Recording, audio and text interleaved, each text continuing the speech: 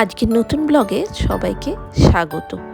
কাল সরস্বতী পুজো, তাই আগের দিন রাত্রিবেলা থেকেই কিন্তু একটু পরিষ্কার পরিচ্ছন্ন, একটু সাজানো গোছানোর কিন্তু শুরু হয়ে গেছে।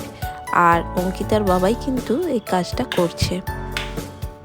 ঘরটা ভালো করে মুছে পরিষ্কার করে যেখানে পুজো হবে ওখানে একটুখানি লাইট লাগিয়ে একটু রেডি করে রাখছে, যাতে কালকে সকালবেলায় উঠে তাড়াতাড়ি কিন্তু পুজোটা করা যায়।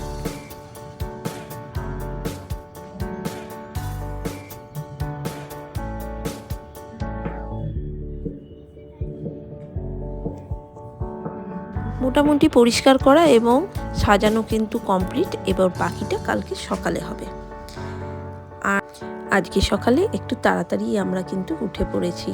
সকালবেলার থেকেই কিন্তু উঠে আবার অঙ্কিতার বাবা কিন্তু সমস্ত কিছু পরিষ্কার পরিচ্ছন্ন এবং ফল কাটাকাটি এই সমস্ত কাজগুলো নিয়ে ব্যস্ত হয়ে পড়েছে। আমাকে যেহেতু রান্নাঘরের কাজটাও দেখতে হচ্ছে, ঘর পরিষ্কার করা, বিভিন্ন রকমের কাজে আমি ব্যস্ত রয়েছি, তাই বাবা এবং মেয়ে দুজনে মিলেই কিন্তু পুজোর আয়োজন করতে শুরু করেছে। বাবার সাথে অল্প অল্প করে এই কাজগুলো করতে করতে অঙ্কিতাও কিন্তু এগুলো বেশ এনজয় করছে এবং শিখেও যাচ্ছে। ছোটরা কিন্তু এইভাবেই আস্তে আস্তে বাবা মায়ের সাথে কাজ করতে করতে জিনিসগুলো শিখে যায়। ওদের এই সমস্ত জিনিসগুলো একটু জানাও দরকার, তাই না? তা না হলে ওরা এগুলো শিখবে কী করে? আস্তে আস্তে ওর বাবার সাথে হাতে হাত লাগিয়ে ঠাকুর সাজানোর কাজ করছে অঙ্কিতা। স্কুলের ফাইনাল পরীক্ষার কিন্তু আর বেশি দেরি নেই। আর প্রায় 2 সপ্তাহর মধ্যেই কিন্তু ফাইনাল পরীক্ষা শুরু হয়ে যাবে। কিন্তু তাও আজকের দিনটা সরস্বতী পুজো বলে আজকে তো পড়ার ছুটি। আর ওরা তো এখনও ছোটই আছে, তাই পরীক্ষার টেনশনটা এখনও কিন্তু অতটা নেই। একদিন ছুটি মানে বিরাট ব্যাপার এখন। আচ্ছা দেখুন, পুজো কিন্তু শুরু হয়ে গেছে। পুজো মানে সেরকম পুরোহিত থেকে কিন্তু আমাদের খুব একটা পুজো হয় না। আমি মন্ত্র এবং পুষ্পাঞ্জলি মন্ত্রটা বলে দিই, যেটা ও বলে বলে পুজোটা করে নেয়। পুজোটা যখন শুরু করেছিলাম আমি এখানে, তখন আমার এটাই মনে হয়েছিল যে যে শিক্ষার্থী বা বিদ্যার্থী সে যদি নিজে মা সরস্বতীর আরাধনা করে তাহলে সেটাই বোধহয় ভালো হয়। আর খুব বড় করে আয়োজন করা বা পুরোহিত ডেকে নিয়ে আসার যা ঝামেলা, ওই সমস্ত কিছু আমার পক্ষে সম্ভব হয়ে উঠতো না। তাই আমি কিন্তু অঙ্কিতাকে দিয়েই পুজোটা প্রতি বছর করাই।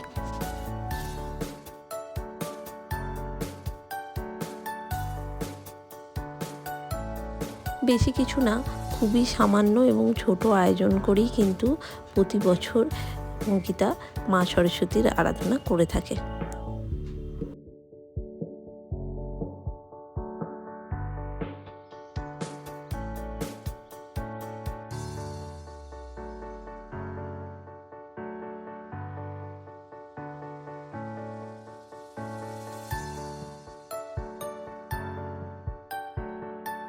আমি বলছি বারবার যে মন্ত্রটা একটু জোরে জোরে বল, কিন্তু ও সেই মনে মনেই বিড়বিড় করে মন্ত্রটা বলে চলেছে।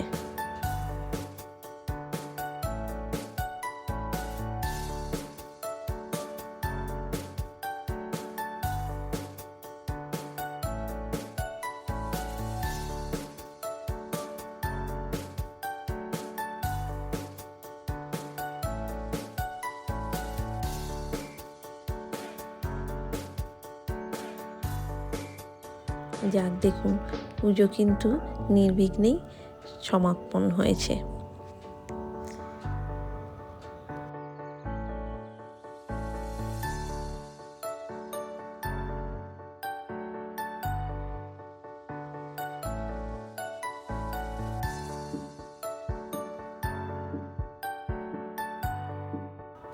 আর পুজোর পরে এবার ঠাকুরকে প্রসাদ দেওয়া এবং প্রণাম।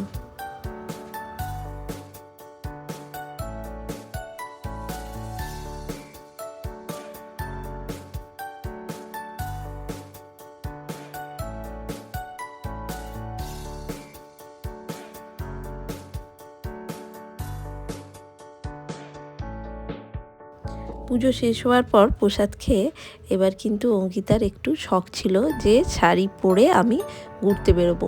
ওই জন্য তাড়াতাড়ি করে প্রসাদ খেয়ে এবং প্রসাদ বিতরণ করে আমি কিন্তু ওকে শাড়ি পরিয়ে দিয়েছিলাম।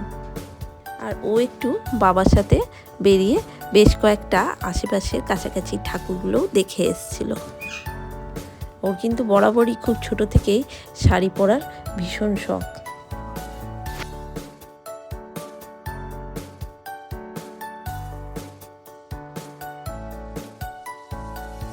আর শাড়ি পরলে সব মেয়েকেই কিন্তু একটু বেশ বড় বড় মনে হয়।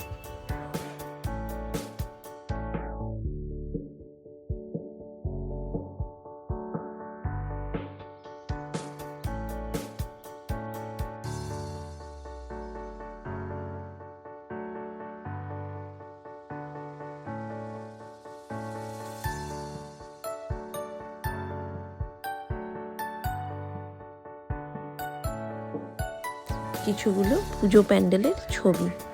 আজ এখানেই শেষ করছি, আবার পরের ভিডিওতে দেখা হবে।